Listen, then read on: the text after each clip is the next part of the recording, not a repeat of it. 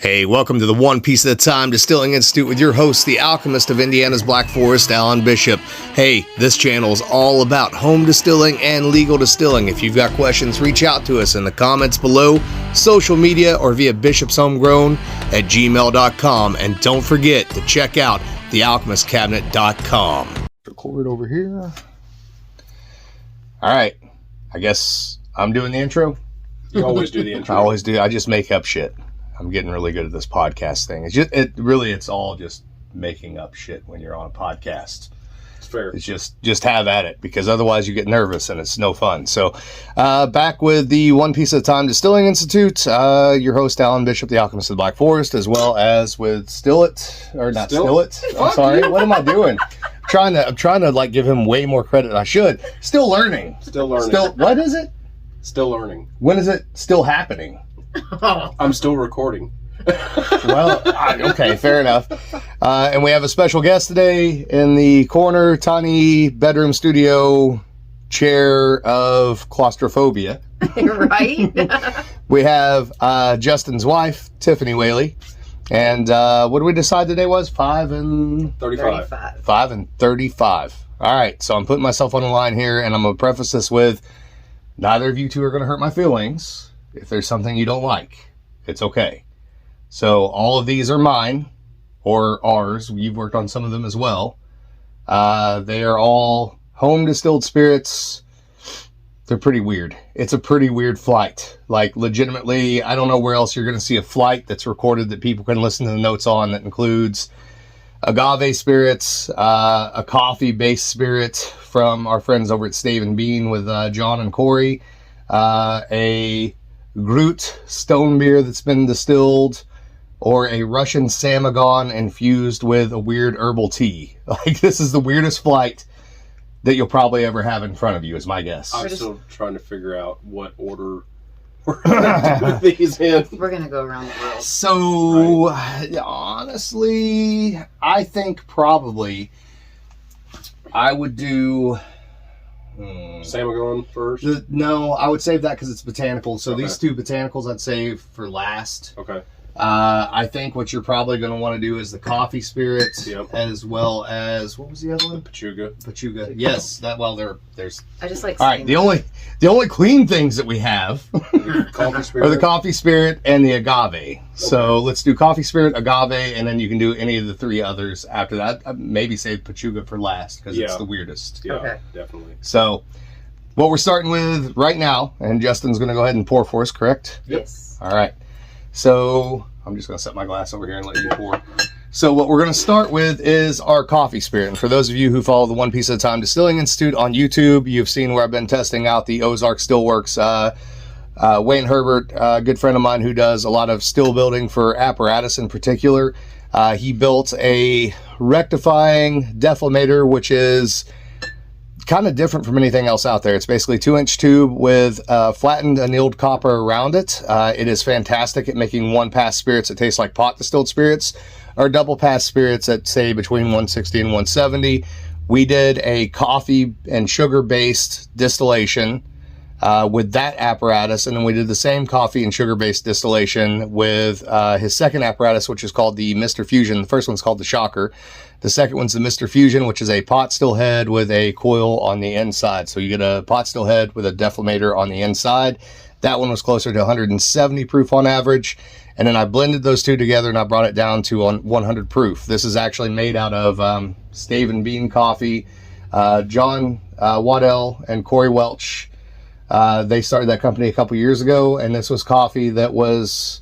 I can't remember the varietal of coffee, but it went into a once-used apple brandy barrel from Spirits of French Lick and was aged in that barrel.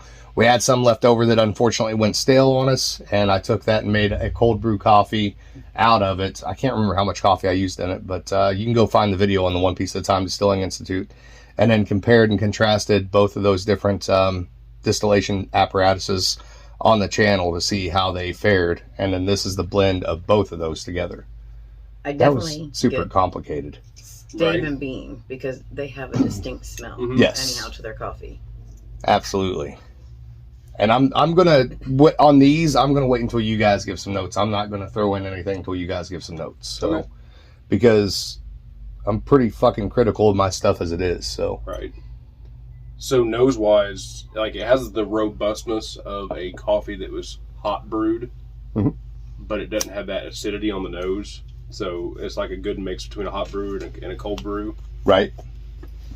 I'm not good on tasty notes. I know I brewed their stuff at work, and on the buds, I definitely get their coffee There's the Stephen Bean coffee. with just a little bit of a bite to it. Could see that. So for me, because again, I try to be as critical as what I can of this. This was just a fun experiment to see if you can ferment coffee and see what happens with it. It did crash pH several times, and I had to fix it with baking soda, basically to bring the pH back up. It would literally crash down to like 3.2 and completely stall the yeast, and I'd have to hit it with some baking soda and bring it back up to about 5.0, and it would ferment for a couple days and then crash again. To me, it's completely representative on the nose of a coffee liqueur. Like, it doesn't come off as a distilled coffee to me. No, it doesn't. It tastes and smells like a coffee liqueur. It tastes like it's been sweetened to me. It smells like it's been sweetened, but it hasn't been whatsoever.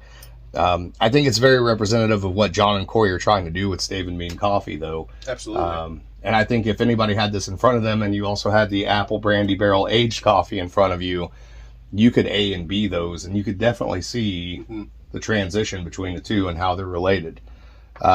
If I was going to do anything with it, I would try to pull a little bit of that ethanol burn back a little bit. But I think part of that's also the proof, because I proofed this down to 100 proof. I bet if you drop this to 90, there wouldn't really be any real heat there. See, to me, because I'm ass backwards, it doesn't drink like it's 100 proof. It drinks like it's higher. It does have sweetness on it. Yeah. Well, a little bit of that drinking hotter, because it was, you did have sugar added to it, but it's not as hot as other spirits that I've had that's been chaptalized. Right. And that's the thing about the coffee beans, too. There's nothing there to ferment, so you have to have some other substrate to be able to ferment. So otherwise, they won't do anything. And I probably could have inverted the sugar, and that might have worked out better. But I think overall, like, there's nothing wrong with this. It's a good spirit. I think it's one of the few times that, like, I've distilled something I've been like, yeah, that actually worked out okay. I think you could certainly add this to Stephen Bean coffee, or even use it as a base for a liqueur and make a in-house Kahlua coffee liqueur. Yeah, absolutely. I think if you sweeten this up a little bit, or like did a cream liqueur with it, it would work extremely well. So sipping cream, or whatever they call that with the. Did you see that on Moonshiners? Yeah. No, I've seen a lot of. I can't remember his name. There's one guy that might be Hockett. I think he might have done some sipping cream. Gotcha. He talked about. I have a hard time. Like, I can do like a drink that has milk or cream or something like that in there, but I would have a hard time making that and keeping it, because I'm like, I don't know how long that's going to stay good. Right. I do think, as a curiosity, though, say Stephen Bean offered something like that, I think that even if you didn't do anything with it, you didn't do anything to modify it, at festivals, etc., if you just offered that as a coffee spirit, like almost a coffee vodka, I think people would buy that as a shot, and they wouldn't have any complaints, or even lace their coffee with it. Yeah. So it'd be interesting. I'd like to see what that would do, like chilled and shaken, to see what it would do. Because it's like a chocolate or espresso martini in a glass, depending on what else you add to it. Yeah. That's almost what I get on the buds, like an espresso. Saying it's not bad because I love espresso, but I always get like a dirt, almost like like an earthiness to it. Yeah. That's what I get off of this. I can't remember what the main acid in coffee is. I want to say it starts with a U, and I can't remember what the hell it's called. I want to say uric acid, but that's clearly not what it is. We're not drinking piss water, cow piss. Right. Anyways, that one's a fun one, and it was a great examination, if nothing else, of what does coffee do with a cold brewed coffee sugar base. Can you use coffee that's gone stale? What a great option for a waste stream for anybody that's roasting coffee, though. Find a distillery that could do something with it like that, whether it's a raw spirit like that or something else. And it was a great experiment with Wayne's stuff that he's building, and the equipment that he has, and the unique qualities that equipment has. So I think it just shows what everything in that whole scenario can do. Absolutely. I think we're going to try to do more of these kind of things, though, too, where whether it's something that I've distilled or you've distilled or other home distillers out there that are willing to sort of, and it's a little risky, but willing to sort of step forward and say, hey, I did this. I think it's worthwhile to do those kind of reviews over top of commercial spirits. Absolutely. Yeah. So, because it puts those guys and gals on the right track towards, if they want to do something legal. Yeah, and it gives them some type of something to work towards. Mm-hmm. Well, and I like home distillers stuff because they're more creative. Mm-hmm. Normally, when you go into the legalized business of it, you have restraints put on you. Right. All right, we're going to take a break. We'll come back with another segment here shortly.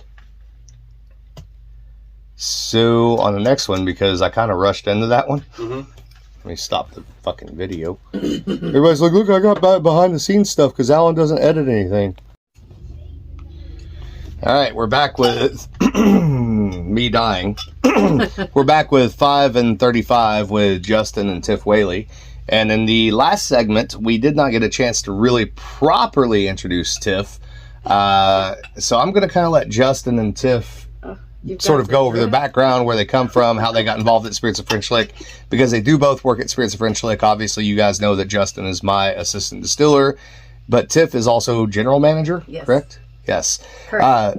I believe before we get into that, though, we would like to point out that two things. A, Justin has a fight coming up. So Justin is a martial artist, quote unquote.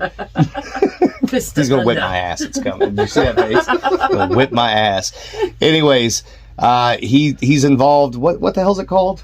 It's through 911 Gives Hope. It started out as firefighters and cops, just a boxing match, very small venue, down in Evansville. It was for charity. There was a police officer whose daughter had a disease that they were trying to raise money for, and it eventually grew into selling out what was the Ford Center. Well, before that, I forget what it was called. Whatever the big event center at Evansville, they were selling that out. Now they've moved to the Ford Center, and they get pretty close to selling that out every year. But it's a charity boxing match. It's guns and hoses. Guns and hoses. Guns and hoses. Yes, that's appropriate for an Indiana program. Absolutely. That's right. So one of the things we joke about is that whenever there's a really shitty job that nobody wants to do around the distillery, we ask Justin to do it. And if he doesn't want to do it, we tell him it's part of his training. And if he doesn't do it, he's going to get his ass whipped. We found out today, in fact, just like 5 minutes ago, that Justin cannot pour from a mason jar. No. So for those of you who are home distillers / moonshiners, you know that there's a trick to this. You just got to hold it upright, and then you got to go fast. It's fast. But Justin has got like a sexually transmitted disease that went to his hands. The drip. Yeah, the drip, as Tiff says. Because he can't pour from a mason jar and not drip fucking everywhere. I mean, you got me all wet. Not bad for a 2-pump choke. That's right. It only took one drink. It only took one. Yes. All right. So, Tiff. Yes. So, because people don't know your background, kind of tell people where you come from, a short version of it, and how you ended up at Spirits of French Lick as the general manager. Oh, well. Let's go way back. I come from Pennsylvania. That's Transylvania. When I was a child. Right. I was in EMS for 20 years. Justin, at that time, towards the end, before I decided to semi-retire, Justin decided to become an orphan on your doorstep there at Spirits of French Lick. Yes. And he kept talking to me to come down there. Of course, I walked in one day, and the then general manager wanted to hire me immediately. So I went through the process. They originally hired me in as assistant manager and bar manager. And from there, I went up to general manager as of December. And I'm coming up on a year of being there at Spirits of French Lick. Has it been a year? Mm-hmm. Damn. You hear that? Winery. You hear that production value? Yes. The roller chair. Yep. So I had to let the dog back out of the room yet again. It was 2 minutes later. I told you. Yeah, it's very quick. It's very quick. So, funny story. I don't know if Justin, correct me if I'm wrong. I don't think we ever told this story, but you were aware of Spirits of French Lick before I knew that you were aware of it and before I met you, because you wanted to buy a bottle of Lost River. Yes. Because Lost River, which is a multi-grain bourbon that we made just a few barrels of, the first barrel ended up in Texas, and Justin was determined that he had to have a bottle of it. And so the story that I heard and I don't know if this is true or not. Here's the story that I heard, was that there was a customer. There's a fucking dog again, for the love of God. You want back on the bed? What are you after? Anyways, the story that I heard was that you were like kind of pissed, like they made a label that said Lost River, and Lost River's an Indiana thing. They put it in Texas and you couldn't get it. And like, I remember saying to Jolie at the time, because Jolie was still there, if I remember correctly, I was like, fuck whoever that is. Like, I made a joke at one point on one of the podcasts, maybe Distillers Talk, like, I will never release a barrel of Lost River in Indiana. Ever. But I didn't know you then. I didn't know it was you. Right. Right? And then you came in and you guys hung out and we had a good time. And then you went to go buy a bottle of something. You're like, I gotta have bottle number 13. Yes. Can you guys help me look for bottle 13? Like, I didn't have the heart to tell you, like, you wanted a single barrel that was bottle 13. But, like, if you had wanted, like, a mainline product like bottle 13, like, I would have totally have let you think that we, like, labeled all of those sequentially, just so I could have watched you, like, dig through the tasting room, like, what? It's got to be here somewhere. Just write 13 on it. I don't even care. He was really pissed about that, though, being down in Texas and not in Indiana. I remember because I at one point in time I referenced him in a conversation as like, some fucking TikTok motherfucker is determined that they have to have Lost River in Indiana and they should have got it first. Fuck them. They're never getting it. It's going to Texas from now on. Hey, I got 2 bottles of that from Texas. I know.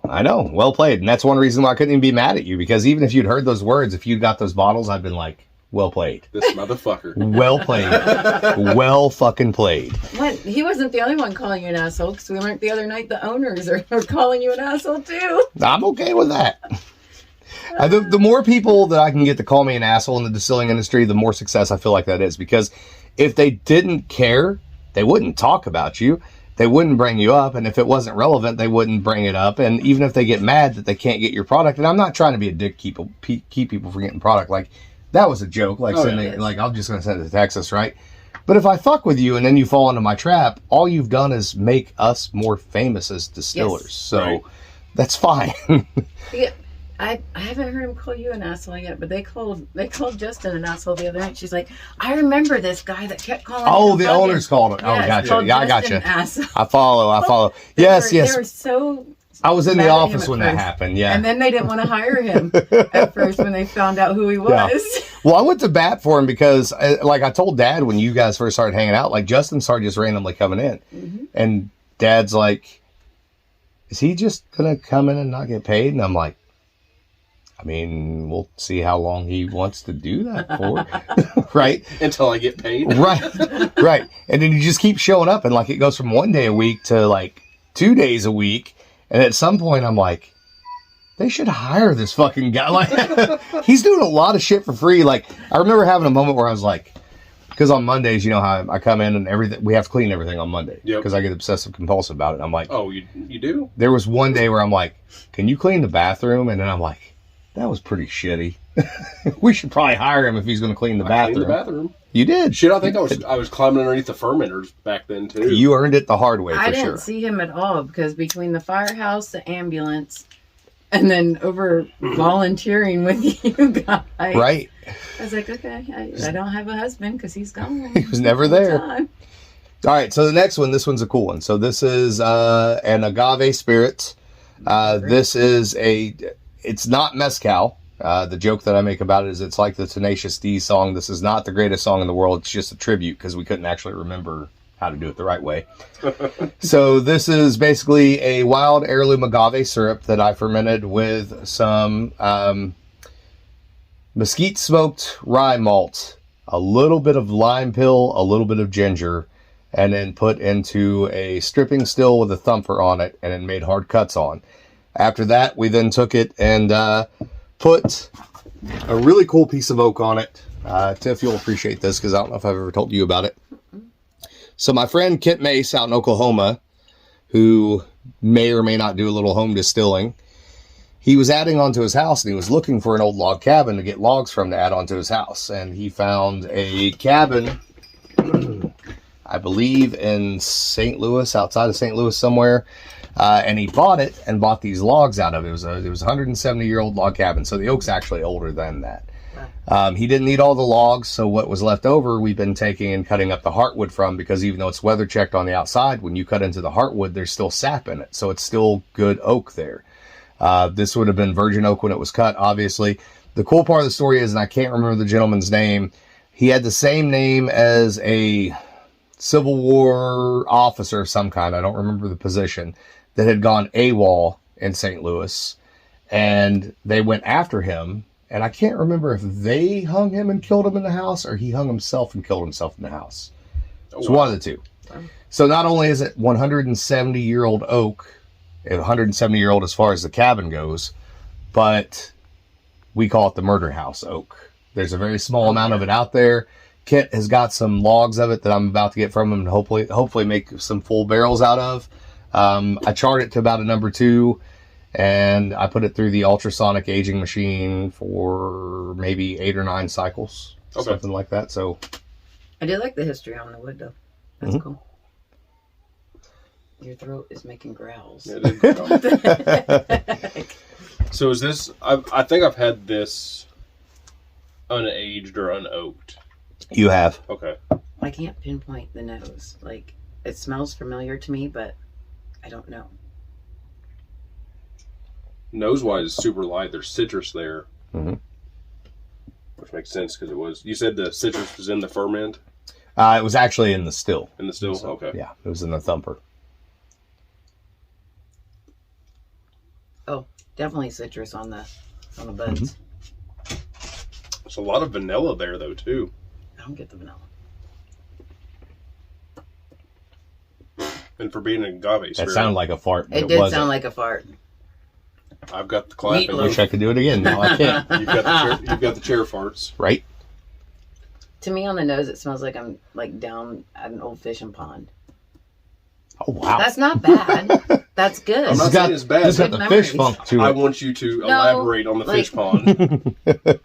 Like grass and Okay. moss. So earthy, Moss- but still green. There's different earthies. You say earthy, but to me, there's different earthies. You got dirt, you got wood, you got So moss. you associate with like particular memories? Yes. Gotcha. So like what season would you be talking? Oh, spring. Fair enough. Like new mown grass sort of thing? Yes. Gotcha. Just getting out and starting to fish. Mhm. Nice weather. Now, like, I know what you're talking about earthy wise, but to me it's more like mulch or like leaves that have been on the ground. You know what I'm talking about? I get the leaves that have matured out on the ground like, after a good couple April rains. yeah, like the leaves that have been there for a while start decomposing that earthy- Humus. humus. Not I don't humus. know fancy Humus. words. I'm from Pennsylvania. But Right. to me, it's more like it's almost autumn or fall because I get that vanilla, and that's what that kind of I reminds me just of. can't pick up the vanilla. What's up, Paul? Oh, It's loaded. Okay. Thank you. we're gonna be. Right? I'm sure that's how you get banned from YouTube, is by having your father walk in and be like, "Here's your gun, it's loaded. I made modifications to it." Anyways, I don't disagree with either of you. This was the first pass of agave spirits that I did, and the thing about agave syrup is that it's really hard to get a tequila or mezcal flavor out of agave syrup, which is why I added the smoked rye to it. The later batches I did, I upped the smoked rye some.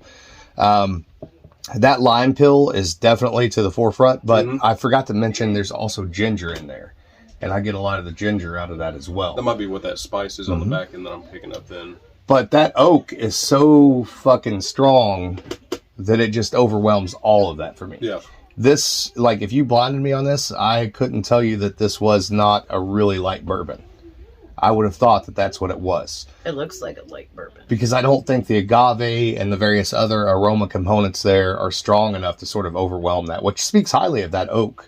Yeah. It'd be interesting to see what that kind of oak does when you put it into a barrel form and actually age some bourbon in it. Oh, absolutely. But yeah, definitely the weakest so far of all of my mezcal experiments, quote unquote, my agave syrup experiments, and slowly sort of trying to tune that into the right direction. Because again, I'm not trying to make mezcal.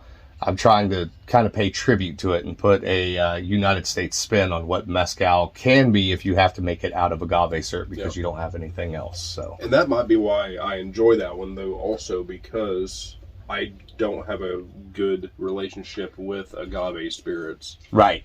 And it doesn't have that funk a lot of times a tequila or a mezcal has, and even like a tequila, even a Blanco tequila, I pick up vanillas and stuff like that. Mm-hmm. See, I don't. But it's more like I get the vanilla more off of the extra añejo. Like a vanilla extract, like a fake vanilla. And so there was an article that came out this week. I can't remember where it came from, but there's a group in Mexico, because Mexico, the laws are fairly lax as far as mezcal and agave go. There is a group in Mexico that has a micro distillery with a laboratory, and they're trying to really explain to people the difference between industrial agave, tequila or mezcal, and what the actual producers are doing.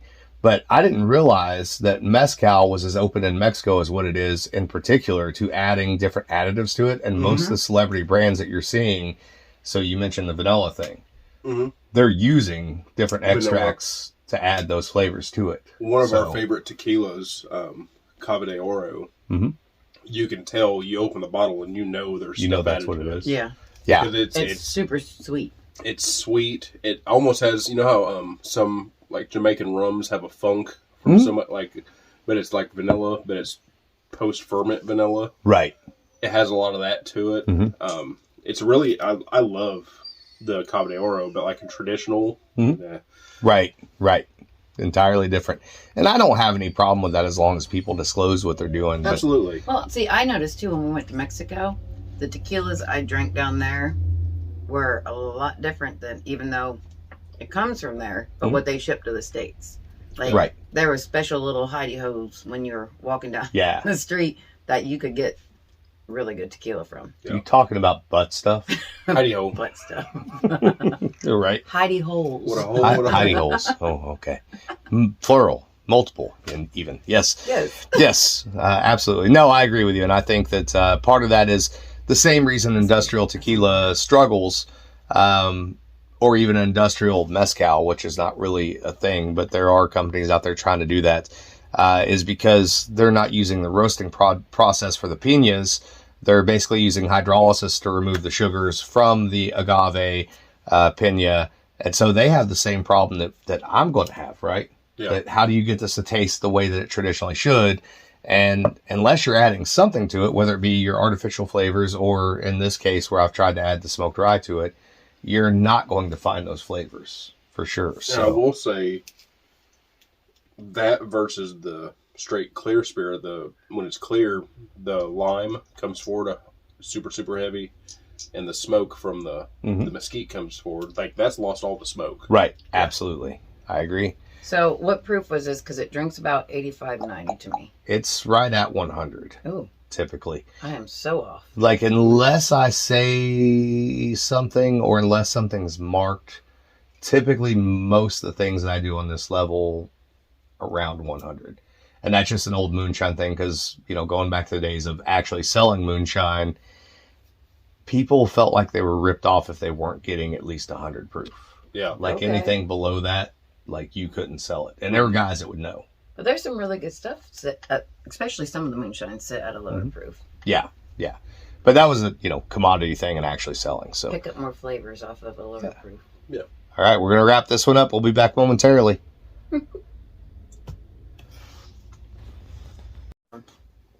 Okay, yeah, I'm ready. I got 48 minutes of data left on my phone. So Okay. All right, we're back again. And what's next on the... oh, Jesus Christ. Yeah, you got yours to drink, too. You go ahead and... I just drank mine. He's got to drink this drive. one. Well, yeah, go ahead. Oh, no, No? I'm good. God damn it. Down it. Drink it. Just do it.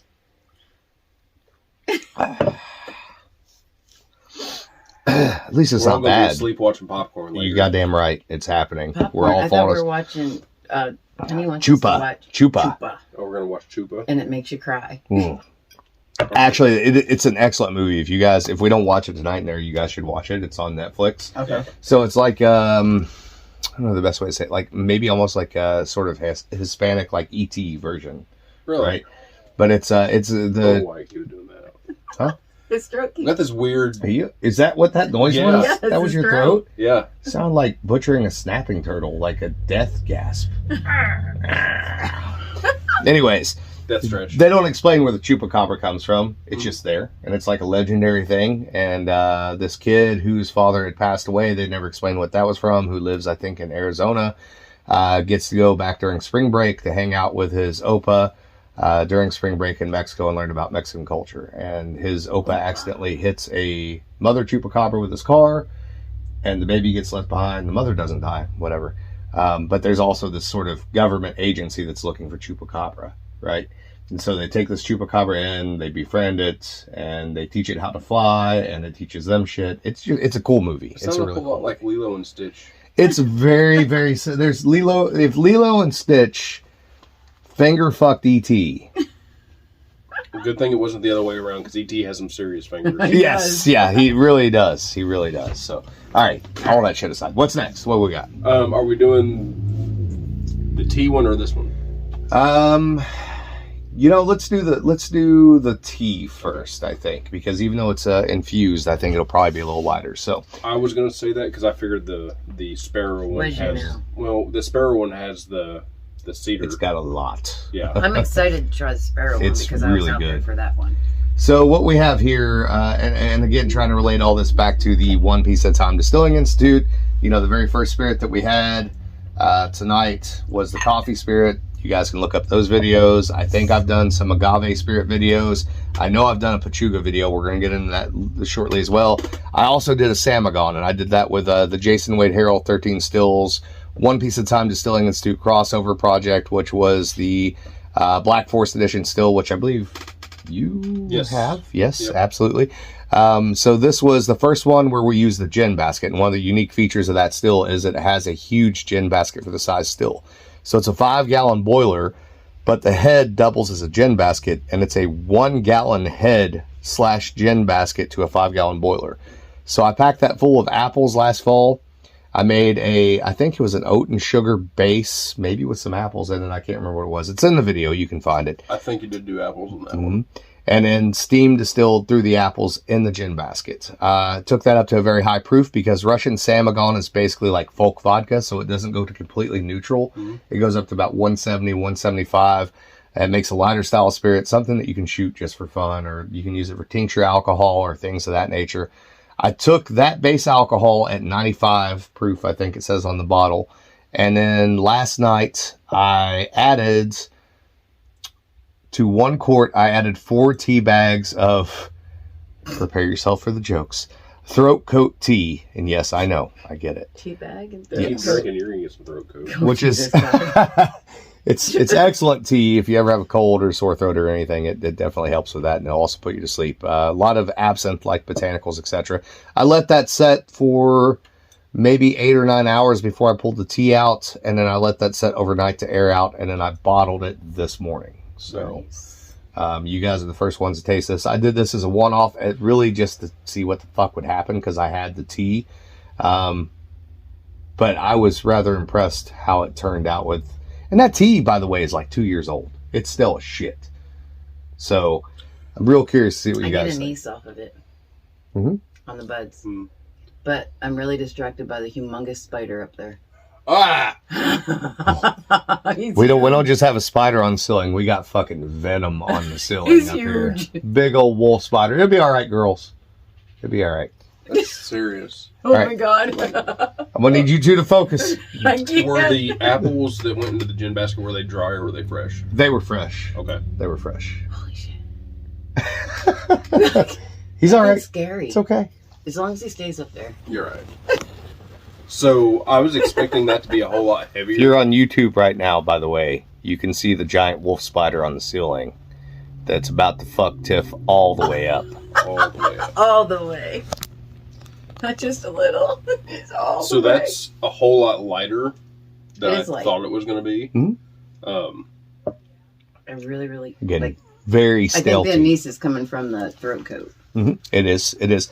The base spirit is very, very light, as Justin's pointing out with the apples. Like, it's there, but it's not, you're not going to taste it and ever say, oh, there's apple in that, or there's oats in that. Because it's supposed to be treated much more, like I said, like a vodka, it's a shooter sort of thing, right? If someone didn't know what oats done in fermentation and distillation, they wouldn't know oats were in this. No. Because it does have that thickness, and it's kind of velvety. Yes. It's a very nice mouthfeel. And that mouthfeel is doubled because, again, the oats are there, which oats have a lot of long-chain fatty acids that add the mouthfeel. But the other thing that's there is in that throat coat tea, there is a lot of licorice root, which is, There we go. Yes. Do you guys pick up that almost like stevia sweetness? That perceived sweetness almost. Yes. Yeah. And I'm using that in my teas. And here it's not even perceived sweetness because that thing with licorice root, that stevia sort of thing, licorice root actually has glycerol as a natural component. So that's going to thicken. It's going to thicken it. You're going to get that sweetness out of it, etc. This is not, for me, this is not something I would set down and drink of its own accord, but as a digestif after a meal would be fantastic. Or listen, honestly, if you were sick in the wintertime, a couple shots of that, it would help. Might not make it better, make you forget about it. That's what this one reminds me of. I swear my old neighbor, she was like my second mom. Every time I was sick, I swear she was a green witch. She would bring me all kinds of teas. And that's what got me into herbs and everything else, which I'll talk about on my podcast once I get it started. But I'm recording mine. She hasn't started hers. That's true. I'm looking forward to yours. I'm nervous. Because people don't know on video or podcast, Tiff is very interested in herbal teas. That's something that she's working on. That's why I did this last night, because I thought this would be kind of up your alley. So I absolutely love this one. And I don't know if you're picking this up or not. So the apple is there, but it's not the flesh of the apple. It's, there it is again. The spirits are working. You need a throat coat. Better take no shot. It's like the pith, or like right next to, because there's a little bit of bitterness there. Yeah. See, I don't get bitter off of this. Well, it's not like wormwood sour your mouth bitter out. It's just barely. If you peel an orange and you get those strands of that pith every once in a while. No, I get my oranges nice and clean. Clean oranges. So here's what I say. These were Macintosh apples. You actually had some of them used for fermentation. These came from our friends Shauna and Troy Bell. So they're fresh Macintosh last fall from the local Amish. Instead of pithiness, what I'd say is, like, if you guys are familiar with Macintosh or Red Delicious or any of those older commercialized apples you get at the store, almost a mealiness. Does that make sense? Almost a textural, kind of like really cheap, like applesauce sort of thing. Yes. Yeah. Like, it should taste like apples, but it doesn't. Right. Or it tastes like apples with some starchiness and some texture to it. Yeah, it's like that. Yes. Yeah, exactly. That makes sense. Or here's another example. The base spirit here, and I should have pulled some samagon of its own accord. You guys remember when we were kids, like, everything was all about when you're getting ready for school, it was instant breakfast all the time, right? Whatever's quick. You remember the cheap fucking oatmeal that was flavored? I was just going to actually say baby oatmeal. Right. Or like the apple cinnamon oatmeal. Yes. Quaker did the instant apple cinnamon oatmeal. That's kind of... That's my favorite, actually. To this day, it's still my favorite. Right. I eat that all the time. Well, we're going to have to pair this with that. Oh, that'd be, yes. Oh, yeah. There you go. It's a whole weird thing. If you were poor in Russia prior to the fall of the Soviet Union, you would be familiar with those flavors. Right. They're about to be familiar again. Yes. Yes, that's a whole other thing. We won't go down that rabbit hole. I said that. We can do that on If You Have Ghosts, You Have Everything. Right. I'll go all the way down that rabbit hole. All right. You guys good on that one? Yes. That was phenomenal. I really love this one. Thank you. It was fun. All right. We'll be back momentarily. This one has to be my favorite. Hi, Cletus. I'm over here trying to knock this shit out in a timely manner, and Justin still hasn't even poured the fucking sample. Shit. He hasn't even poured the sample. Oh. Don't smell it yet. We're not even... we are recording. Oh, we are recording, yes. I get oatmeal off of that. Oh, like this right is... on the nose. Yeah, that's plenty. Yeah, I can't... And I don't remember the proof. This is the one we did out at... Becksville. Yes. All right, so coming back here with this segment. So the next spirit is... And let me see that bottle, Justin. Correct. We, last fall... very, very dear, very, very close friend, brother, in fact, not by blood, but just by friendship, passed away. Michael Stallings, who, if you're not familiar with Michael Stallings, you need to look up a film by Bo Cumberland about Michael Stallings and learn about him. One of the best distillers that I've ever known in my life. He was a local moonshiner in Kentucky, but he passed away of cancer, and we wanted to do a little tribute to him. So we went out to Beck's Mill shortly thereafter, and we did a stone beer, a Groot, as you may have seen on the One Piece at a Time Distilling Institute. DJ Henderson and myself have done that on there. And we added a bunch of different botanicals. We were actually underneath a burn ban. So for those of you who are not familiar with a Groot, the idea is that you make a beer out of barley.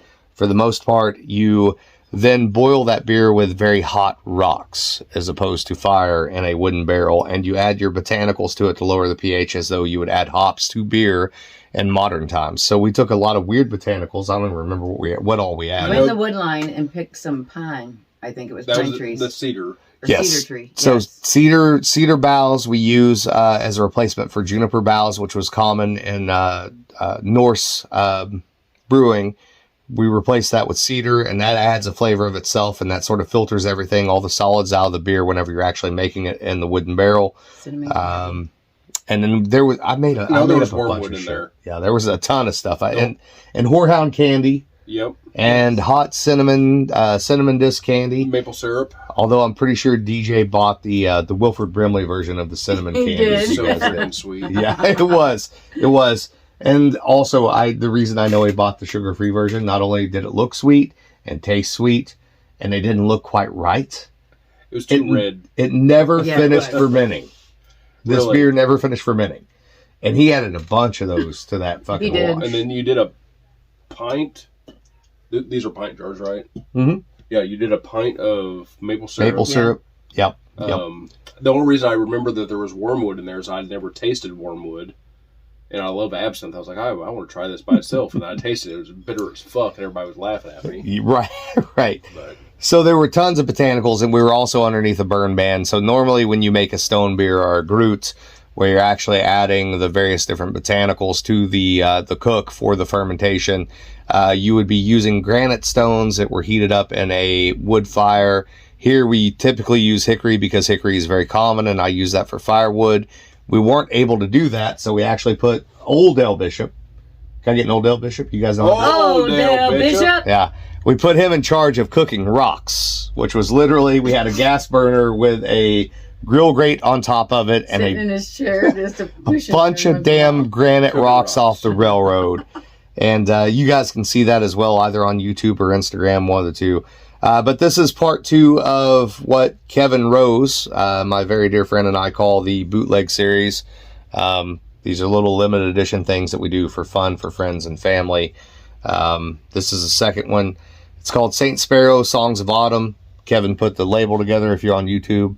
You get an idea of it. Everybody always called Michael Stallings Sparrow, so we call him St. Sparrow, the... what is it? The heathen, the saint, patron saint of heathen distillers. Heathen distillers, yes. So, anyways, PSHD. Yeah. That's the day I tried not to die several times for a couple different reasons. Everybody was really struggling that day, to be clear. Those damn bees. When you get out to Beck's Mill, whether it's bees or marijuana or alcohol or whatever your struggle or very good children, very good friends who have children shooting slingshots at you with marbles. Like, Beck's Mill is always an adventure. It was fun. Hey, Mom, I don't feel right. Children puking. One time, I don't know if I ever told you guys, and I'm not going to tell it on show, but we killed Johnny Appleseed by getting him drunk at Beck's Mill. It was a whole thing. I just remember DJ Is that the guy that dresses sweating up? for no reason. Mm-hmm. Oh my God, he's a sweet Because guy. so He was pouring sweat. So we started out with the mill, Poor DJ. hand cranking it. and Yeah, he we just had like, we "I've had got a malt. grill." We had a malt mill that nobody could figure out, and they were all struggling. And so DJ's like, "Wait a minute, Mouth breathing. I got a drill in the truck," and he hooked his drill up to the malt mill. And I'm like, "Well, now we're no longer historic, so nothing." But It didn't even grind it though. It just like was shooting it through a hole. when we It was put a the day. drill on that. Rough day. Nonetheless, we took that beer from Beck's Mill using water from Click's Cave at Beck's Mill. Yes. And we fermented that beer. A long day. Good time. Pretty sure everybody lost a Sunday. Yeah. And we distilled that. And that resulting distillate that Kevin Rose and I distilled, I believe we double pot distilled it. I stripped it, and then Kevin came and we doubled it. And that was a secondary drunk Saturday wherein I lost another Sunday. So I've lost 2 Sundays on this project. And the result is what you guys have, which is very limited. Very few people are ever going to taste something like this. You could not commercially make this. There's no way that you could ever do it. You're missing out because first, right off on the nose is apple cinnamon oatmeal.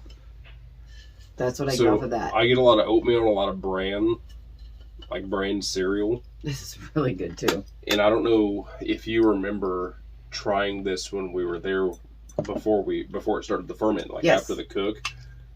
And I've told you this before. This is one of the only things I've ever tasted that straight line tastes on the distillation side what it tasted like prior to the ferment. Right. Yeah. Right. And there's something on the bud that it's really super sweet, and that could be the candy. Yep. That's part and of it lingers. There are 2 things here that really stick out to me. 3 things. The first thing is that cinnamon candy. Mm-hmm. That cinnamon candy's fucking there. And it's bright. Right here. Yes, absolutely. Yep. The next 2 things are a little bit weird, and unless you knew what was in there, you probably wouldn't pick them up. And to be honest with you, I forgot what was in there until right now. So I know, like, you don't typically like floral stuff, right? There's a ton of jasmine flower in there. Yeah. Mm-hmm. A ton of it. The other thing that's in there is that we have, in Indiana, we're actually the world's 2nd largest producer of spearmint. There's spearmint that we harvested from the creek. That's what's on in there, and it's super, super bright. Yeah. And super apparent. I think that's what's on. We use 2 different malts on that. We use the distiller's malt, and I think there's caramel 30L in there. And that caramel is there as well. It's not at the forefront. It's at the very, very finish. And then God forbid that you have any aftertaste whatsoever, because it's just, for me, straight up spearmint comes back. I get a lot of the caramel holding on, and I think that's what gives it that viscosity. Caramel. But the juniper / cedar thing holds on throughout, which is not offensive. I typically don't like super heavy juniper gins. Yeah. But this isn't offensive because I think that sweetness is there. Mm-hmm. Oh, Christmas tree. Yeah.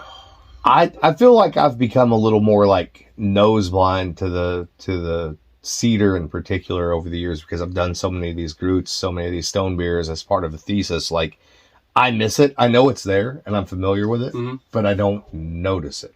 Now, nose-wise, so you have fake cedar, fake fir, fake whatever tree, and then you have sticking your face in a Christmas tree. Right. 2 totally different things. Yeah. I don't like the fake smell. Mm-hmm.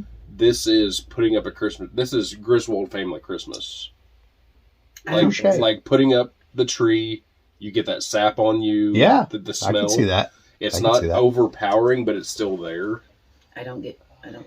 The other thing that at some point in time we should get into is like the terroir of ingredients, both on the One Piece at a Time Distilling Institute and this show. Because if you remember the day that we actually did this, we harvested the cedar right there on site. Yep. And maybe one of the reasons why I'm not noticing it as much, other than just being nose blind from working with it so many times, I think where it's growing at on that hill, it's not stressed as much as the cedars I usually use. So it'll be interesting to put like a stone beer root in front of you where I've harvested the cedar from off the railroad tracks. It's literally growing in the gravel. So much drier. Right. And the roots are on top and it's very, very bright. So that's something we'll have to do in the future. Yeah. For sure. That'd be interesting. Yeah. And that's what's cool about this one is like you brought stuff. Yeah. You had stuff that people had given you. You had stuff that we harvested that day. Mm-hmm. All went into one thing. Yeah. It was just... It'll never be done again. No. Ever. And when it's gone, it's gone. So, you know, even if we do another Groot out there, it's not going to be the same. No, absolutely ever. Not. So, I was probably also super plastered when I went to the basement and put all the botanicals together. So, I was just like grabbing handfuls of shit. I know we were let's just do this. Super 3/4 dead that day. Oh, so. yeah. Especially in That's the fun of it. Oh, the end of the day was rough. We'll be back momentarily. And for a moment of Justin's throat ASMR. This is how I get the good shit for the channel. Justin can have all the podcast recordings he wants. I always turn off the camera after I stop the podcast. Right. We're back with both channels now. All the channels. All of them. We're back with old El Bishop. Oh, Dale Bishop. And we got a special spirit that I'm not going to tell you shit about until we finish it. So. What the fuck was that? What was that? Nothing. Nothing what? Nothing. Nothing what? Nothing. All right. Yeah. So I'm not going to say anything about this, just to say that this is a very special spirit and it is Easter. So I'm going to let you guys taste through this. I'll taste it too, but I'm not saying anything. I know some of the stuff that's... You sniffing that like a goddamn beagle dog?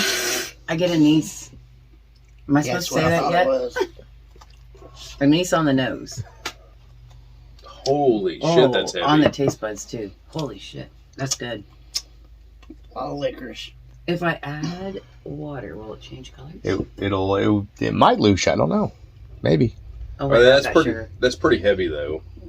It's all right. I'm not a licorice fan.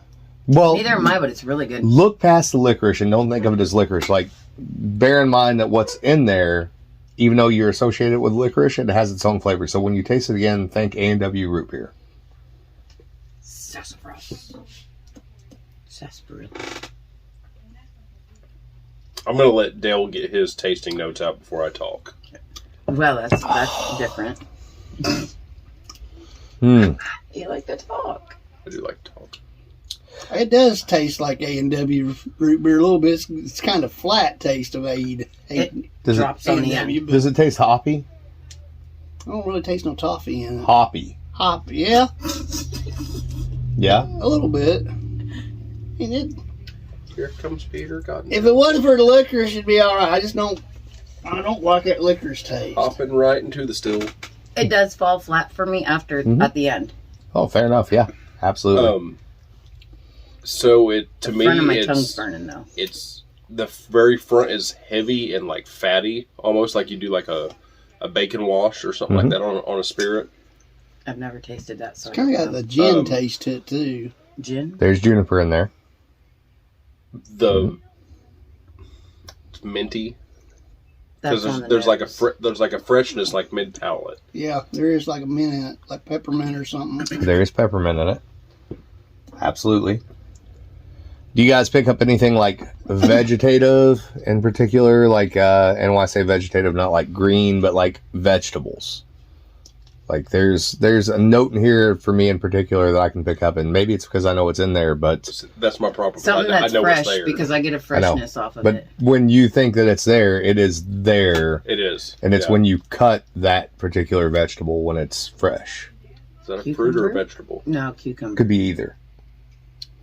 I get something like summer freshness, like a cucumber or water. I don't get watermelon, but like watermelon's very fresh. So something fresh Yes. and juicy.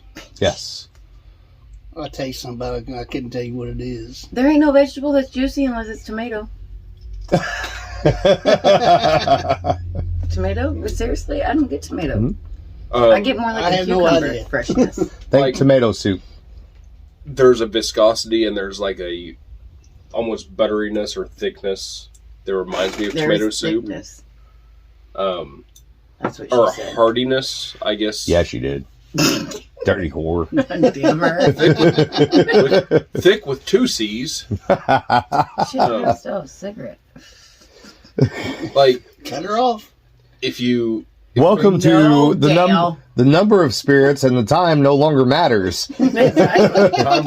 time isn't real anyway. We've changed the name of the podcast to Into the Void because we're all there. So if you make like Voyaging in a unknown. homemade tomato soup and do it in a blender where you're adding like the butter or the olive oil or something like that. No, because tomato soup warms you up. That's more like wintertime. This is more like summer fresh. But I'm saying Yeah, that this is more like viscosity a- or that body. This is more like a summertime drink. Yes. I think it's. Yes. I'm trying to think what it'd be good with. I'm telling you, your throat needs to just. Probably dying. I think I'm dying. So, do you want to know what it is? I don't know. Okay, so this is Pechuga, is what this is. So, it's not really Pechuga. It is, but it isn't. This is all Weber Blue Agave syrup with a little bit of applewood smoked rye malt, a little bit of lime peel, and a little bit of ginger on the distillation. And then we took that and I put that into a still. And you guys can see this on the One Piece at a Time Distilling Institute. And I added a bunch of botanicals to my heart's content. Like, I didn't weigh them. I just went by whatever my instinct told me. I know there's anise in there. There's fennel in there. There is sun-dried Mire de Noms tomato in there. That's the pepper. There's licorice root. There's angelica root. There's a little bit of... what the fuck is it? It makes you fall asleep. Valerian root. Oh, yes. Are there any grains of paradise in this one? There's no grains of paradise. There's black pepper. Fresh, cracked black pepper in there. There is... That's what I was going to say. If it's had like a hot pepper with it, would be really good that way. It might kill licorice taste for me. This on pizza night. Mm-hmm. Yeah. There's marigold in there, a little bit of jasmine flower, and then whatever that rub is that you brought over here that we used a few weeks ago when we cooked, we used that. I put that on the special ingredient, and the special ingredient is the front arm of a rabbit. Oh, okay. Oh, this is the one he did with the dead animal. So you are now tasting true alchemy because it's animal and vegetable. Yes. Now, I will... So, I really like this. was this last Sunday you were distilling this? Yes, this was done specifically for Easter as a sort of ceremonial distillation, because with Pechuga, what you would often do is if you're Sorry, kids, no more Easter eggs. We not eat rabbit? Yes, we did. We did. If you were a mezcalero and you were actually making mezcal in Mexico, you would do this as something for your friends and your family for the Day of the Dead, or even potentially for Easter or any particular holiday.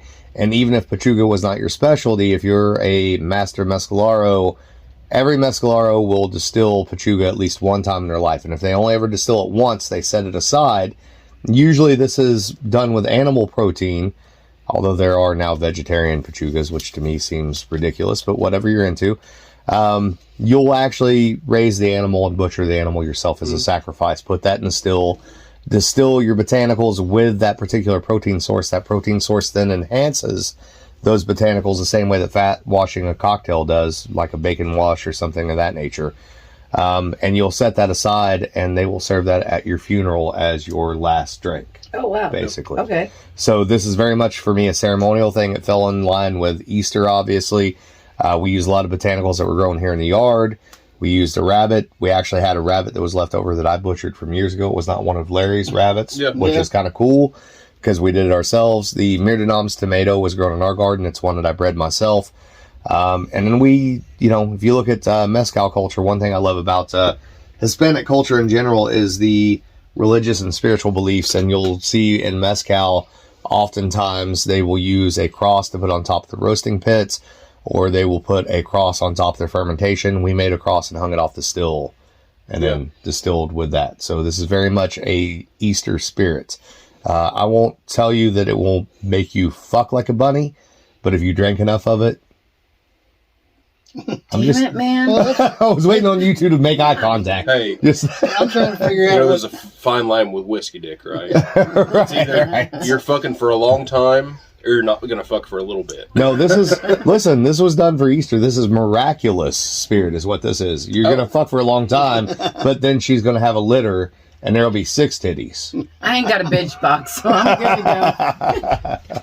I'm trying to figure out what it'd be good with, and I'm not a real Bloody Mary drinker, but this would be good. I can see that in a Bloody It Mary. needs something hot with it, like Bloody Mary. That would be good in something like You that. could have even treasure my asshole. You could have even used a little like That's what they say on the jalapeno internet. I didn't know that was true or not. I didn't know if I wanted to comment on your that or not, OnlyFans. but- You could have been a little bit of I think it's on jalapeno. porn stars. God Almighty, this has gone south. Anyways, you could have added a little bit of jalapeno to that in the distillation. I think that would have been good. I cannot do I really jalapeno. do. If No, nothing hot, because I can't. I don't Which want grains it real in hot. I raspberries, just that want caraway? a taste of the Caraway, Taco Bell a little mouth. bit, Coriander. yeah, small Caraway or hotness to coriander? it. There is a little coriander in there. There's no caraway, Okay. but That's there's what I'm saying. some It'd be good in a coriander Bloody Mary So- because you and got juniper. all Holy this stuff a shit. Bloody Mary in it. Something Would that give it surprised some me with this, spice. because Rabbit's very I lean. sucked that one down the wrong tube. That's what she said last night. Oh, God, yeah. That's what she's going to say later. Shut up. She'll pass out before that happens. The shocker, really. Hey, Thanks, I got to add Alan. something in here. Hey, babe, No. do you know what the difference between a good woman and a mosquito is? Oh, my God, no. The mosquito stops sucking after you slap it. Motherfucker. Touche. Anyway, Is this an R-rated film? Yes. So, So- go ahead, Justin. Yes. Rabbit's No. very lean, No more. Right. right? That has a whole lot of viscosity and fat. Quick, you did such fancy Like- words. I See, can't keep up anymore. the difference between like a fillet or a ribeye, Right. there's that Yeah, fatness there. Yeah. And it's still there. The tomato that's there is less sweet / acidic. Last. Right. Was that dried tomatoes? That is dried tomatoes, yes. Okay. Yeah.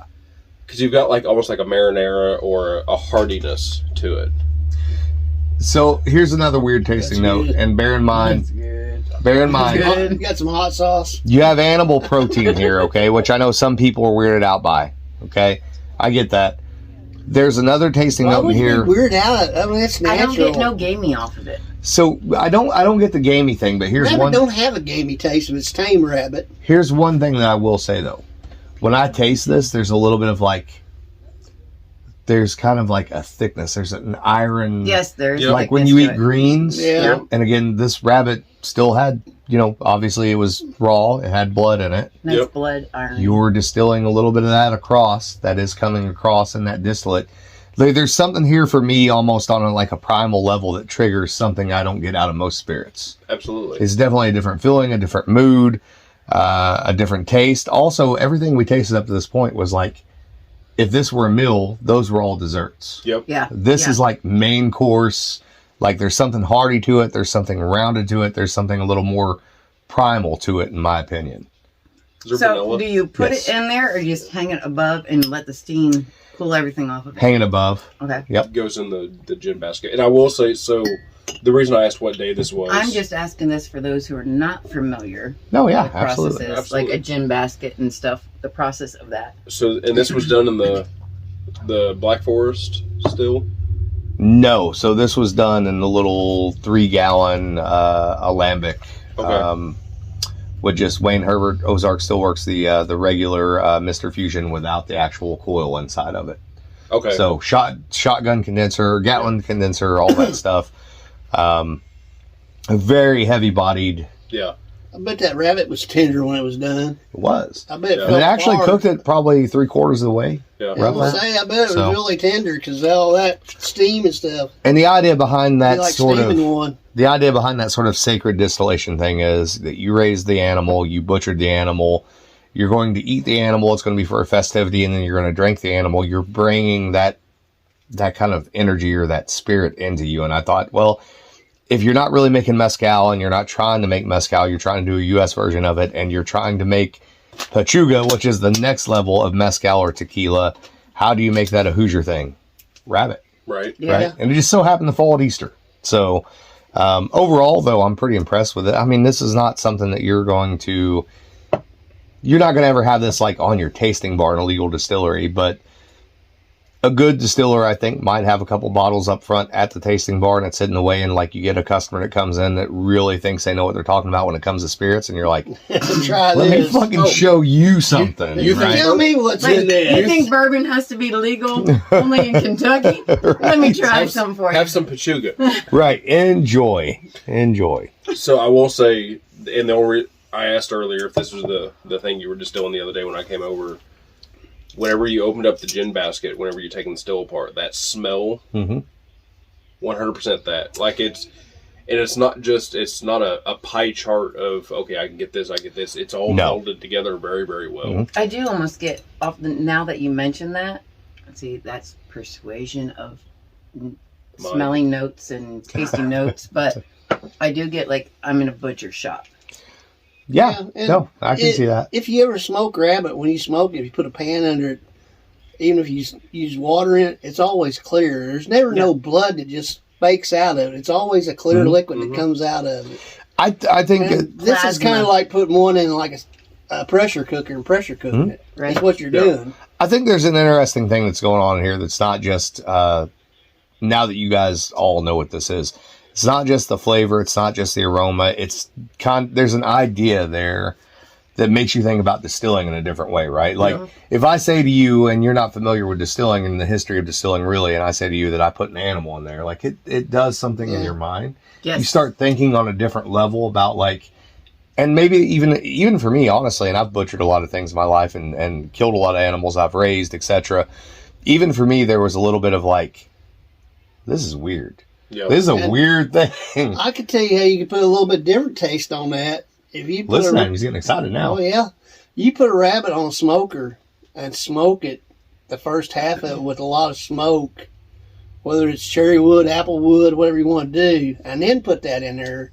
I bet you'd have that smoky taste come over in your distill. You would. Yes. Because seriously, like... And it would probably finish cooking the rabbit. When people think about spirits, they're thinking about just, your corn, your wheat, your barley, anything that you want to add into it that way. So, I mean, there's earthy way. They never think of animals. 2 or 3 different ways you could add flavor to what you're distilling. I mean... I agree. The wood that you use to smoke that rabbit with before you put it in there. I agree, Tiff. People don't... they don't think twofold. So they don't think of spirits the same way they do like culinary experiences, which they should. Yes. Because they're very much the same thing. And they also don't think of that word spirits. They don't look deeply enough into what that word means. So they think of it as spirits. Oh, whiskey, brandy, whatever. But the word spirit itself is that you are taking the quintessence, the actual essence of what a raw material is, and imbuing the spirit with that. And it doesn't just have to be plant material or that sort of thing. It can also be animals, and there's a lot of ways you can make something like this. Like, I mean, what if you took a bourbon mash, you did the same thing, and let's say we wanted to make it distinctly Indiana. Well, let's throw a little bit of we'll go super white trash here. Let's throw a little bit of turtle in a bourbon mash and distill it all. Possum. Yeah, squirrel. Right.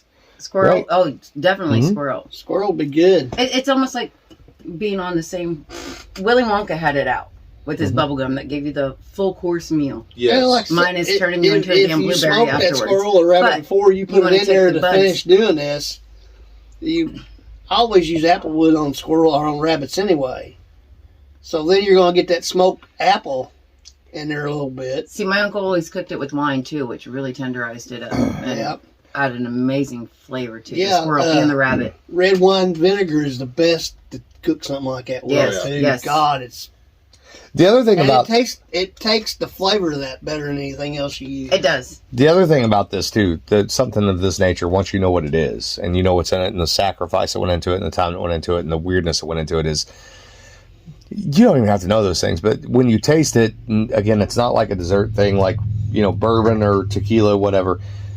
There's an unctuousness to it. Like there's a little bit of like, maybe I should pause and slow down just a little bit. Like there's a thing here that I don't quite, it hits a primal note, but I don't quite understand it, right? Yep. That I can't just, it's not something that I'm going to have 8 or 9 shots of. Like if I'm going to drink this, I'm going to have a moment and actually drink this and enjoy it. That's kind of thing being a craft distiller. You don't have to go by the rules. These big companies, they'd have a fit. You try to suggest that. Yep. Yeah. Well, you wouldn't, even at a craft distiller in the U.S., like it would be, we'd have a real hard time working. Damn TTB. Right. Don't know what the hell they're talking about. Let alone the fact of trying to figure out how to hang a rabbit and still. I got mechanics wire. It's okay. I got this shit. Right? You figure a way to put it in there. Right. That was a Don't really tell good us one we to can't end put on. it in there. We'll figure some way to get it in there. All right, guys. How So about that? I think that's what we got for the night. We're now all pretty fucked up. Yeah. So Thanks, Alan. yeah, you're welcome. You're welcome. All right, guys. Monday, y'all. Yeah, we'll have more of these in the near future, and we'll have Tiff back. And as always, Oh, Dale Bishop. Oh, Dale Bishop. fuck yeah. Look, they even got the notes right. All right, guys. We'll catch you later. I love you. Love ya. Bye. Holy